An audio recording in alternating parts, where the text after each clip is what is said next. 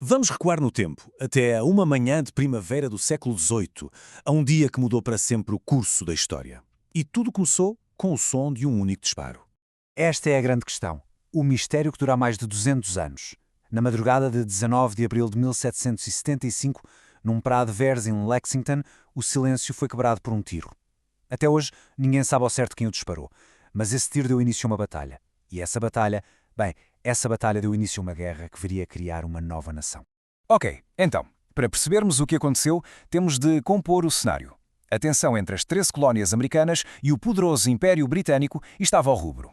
Os colonos estavam revoltados com os impostos e sentiam que não tinham voz nas decisões.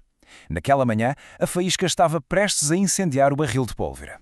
Imaginem a cena. De um lado, cerca de 700 soldados britânicos, os casacas vermelhas, em formação perfeita. Do outro, menos de 80 milicianos coloniais, que eram, na sua maioria, agricultores e artesãos locais. O comandante britânico ordena-lhes que deponham as armas e voltem para casa. Eles começam a dispersar, sim, mas não largam os seus mosquetes. É nesse momento tenso que se ouve o tal tiro. De imediato, os soldados britânicos respondem com uma descarga de fogo, deixando 8 americanos mortos no chão. Foi o primeiro sangue derramado. Mas afinal, o que os levou àquele confronto? Para percebermos a raiz do problema, temos de ir até Londres. O governo britânico via a agitação em Massachusetts como uma rebelião a sério e queria pôr-lhe um travão, antes que as coisas ficassem completamente fora de controle. E aqui vemos porque é que o conflito era quase inevitável. Os britânicos tinham uma missão secreta bem definida, marchar até uma vila chamada Concord e apanhar um depósito de armas dos rebeldes. Para eles, era uma questão de manter a ordem. Já para os colonos, as suas armas eram um símbolo de liberdade, o direito de se defenderem contra o que eles viam como um governo tirano. Os dois lados estavam em rota de colisão direta. E quem eram estes homens que estavam dispostos a enfrentar o exército mais poderoso do mundo? Eram os chamados Minutemen. E o nome diz tudo. Eles não eram soldados de carreira, nada disso. Eram cidadãos comuns que se voluntariavam para treinar. A ideia era que, ao primeiro sinal de alarme, eles largavam o que estivessem a fazer, pegavam no mosquete e estavam prontos para lutar. Literalmente, em 1 minuto. E o sistema de alarme que eles criaram foi genial. Enquanto o exército britânico avançava na escuridão, a pensar que ninguém sabia, os colonos puseram em marcha um sistema de alerta impressionante. Foi uma verdadeira corrida contra o tempo. Basicamente, isto foi a versão do século XVIII de uma mensagem a tornar-se viral. Tudo começou com o famoso sinal das lanternas na torre da igreja. A partir daí, cavaleiros como Paul Revere saíram a galope em diferentes direções, a acordar todas as vilas e quintas pelo caminho. Em poucas horas, a marcha secreta britânica já não era segredo para ninguém. Centenas de milicianos estavam a pegar nas armas e a preparar-se. Mas Lexington foi só o aperitivo. Os soldados britânicos continuaram a marchar até Concord. Era lá que estava o verdadeiro objetivo, o tal arsenal de armas. A missão deles ainda estava longe de terminar. Quando os britânicos chegam a Concord, começam a busca, mas os colonos já tinham escondido quase tudo. Os soldados acabam por queimar o pouco que encontram.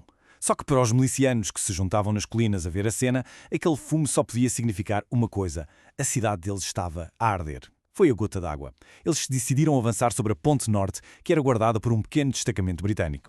E aqui, na Ponte Norte, o jogo vira completamente. Os britânicos voltam a disparar primeiro.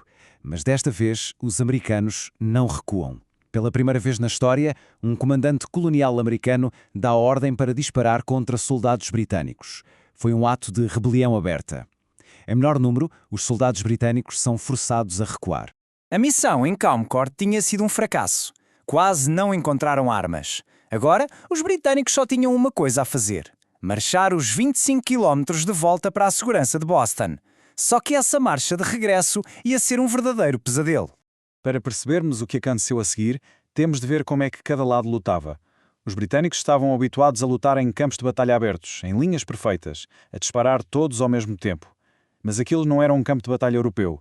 Os americanos usaram táticas de guerrilha. Esconderam-se atrás de árvores, de muros de pedra, coisas que eles conheciam como a palma da mão.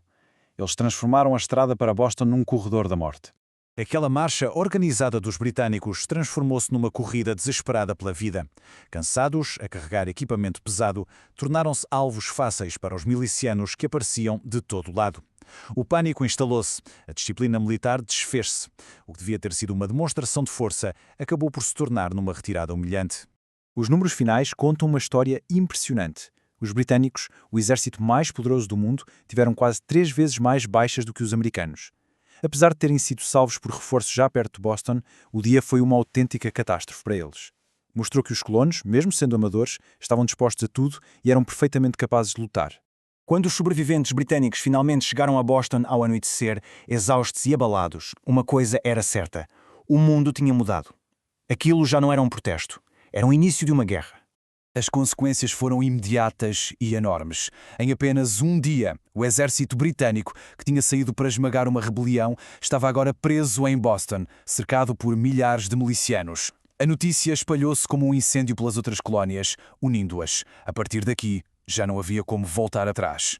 A Revolução Americana tinha, oficialmente, começado.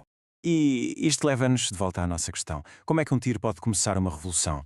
O que aconteceu em Lexington e Concord provou que um grupo de cidadãos determinados a lutar por aquilo em que acreditavam podia desafiar o maior império do planeta. E foi essa convicção, nascida no meio do fumo e do caos daquele dia, que acabou por forjar os Estados Unidos da América.